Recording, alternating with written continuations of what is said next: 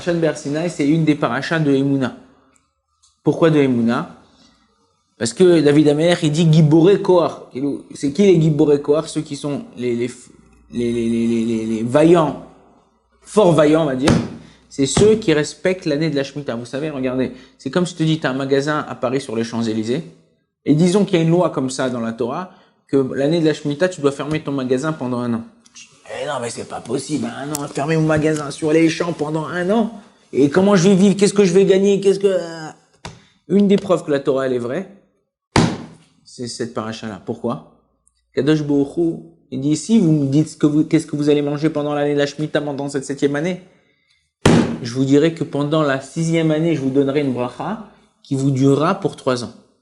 C'est-à-dire que tu gagneras dans la 6e année une parnassa qui sera tellement grande que tu pourras vivre 3 ans. Et à la 8e année, tu travailleras et tu auras aussi la bracha. En 1980, c'était une année de Shemitah. Le Rav Shlomo Zalman Grossman, qui était un Rav dans la frontière jordanienne, en Israël, dans la frontière jordanienne, il faisait des cours là-bas. Il avait une communauté, il faisait des cours. Et il y avait un des types qui écoutait les cours, c'était là-bas, c'est l'agriculteur, machin, il s'appelait Efi Chen. Son nom c'était Efi c'est Ephraim, son nom de famille c'est Chen. Et il leur a dit voilà, il leur a parlé l'année prochaine, c'est l'année de la Shemitah, c'est important, faire attention, tout ça, celui qui ne travaille pas à Kadosh Baruch Hu, la promesse que je vous ai dit aujourd'hui, Kadosh Baruch Hu, il donnera une promesse de bracha v'atzlacha dans tout. Alors il s'est levé ce Efi là, il avait des champs, il a dit écoute, Arav, est-ce que tu es prêt à me promettre que j'aurai la tzlacha dans la bracha dans tout ce que je fais pour 3 ans? Alors il dit écoute, moi j'ai pas les épaules, mais je suis prêt à l'époque il y avait le Rav Eliashiv, il dit je suis prêt d'aller voir le Rav Eliashiv, je lui ai demandé. Il a dit d'accord. S'il me donne la bracha, je vous promets que je travaille pas la 7e année de mon champ. Non, c'était pas un mec religieux et tout. Ouais, cool. Bekitsour, il est parti voir le Rav Eliashiv et le Rav Zalman Gross. Il lui a demandé, il a dit, est-ce que j'ai le droit de lui promettre qu'il aura une bracha? Il dit, le Rav Eliashiv dit, promettre qu'il aura une bracha, tu peux pas, parce que la promesse, c'est sur tout le Ham Israël. C'est une bracha qu'Akadosh Baruch Hu, c'est tout le Ham Israël. Mais tu peux lui dire, et tu peux lui promettre, enfin lui dire, qu'il aura un siman bracha dans Bemaase Yadav. C'est-à-dire qu'il aura une bénédiction dans ses actes, dans ses mains, dans ce qu'il va faire. Bon. Pendant 1 an, il a pas travaillé. Tous les gens du Yishuv, qui n'étaient pas forcément religieux, qui avaient des champs, qui travaillaient leurs champs, ils rigolaient de lui, ils se moquaient de lui, machin, tout ça et tout. Ouais, bah attends, dis-moi, regarde et tout, tu travaillais pas et tout, c'est quoi C'est arrivé à la fin de la 7e année, la fin de la Shemitah. Dans les Yishuvim, comme ça, dans les Moshavim ou dans les Kibbutzim, ils distribuent une quantité spéciale de graines où ils achètent une quantité spéciale pour ceux qui ont des champs.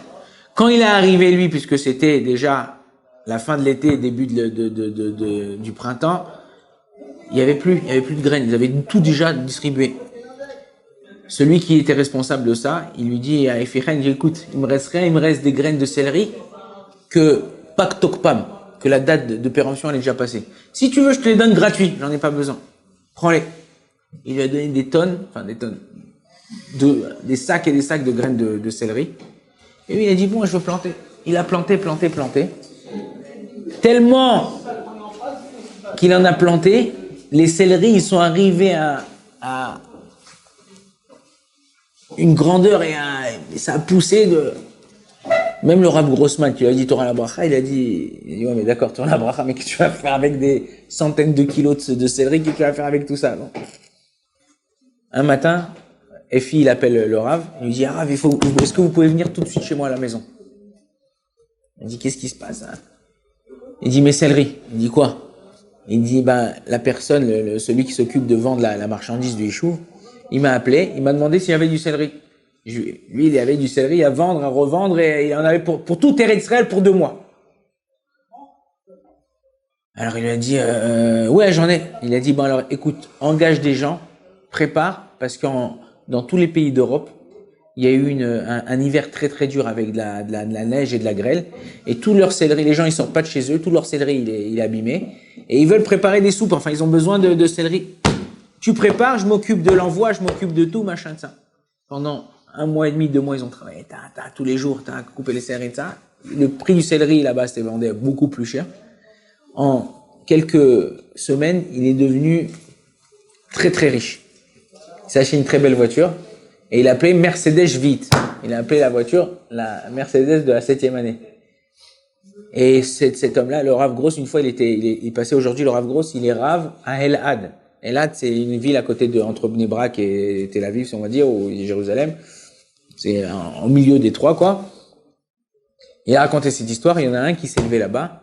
Il a dit, je connais cette personne-là, et aujourd'hui, cette personne-là, il donne des cours de Torah où il habite.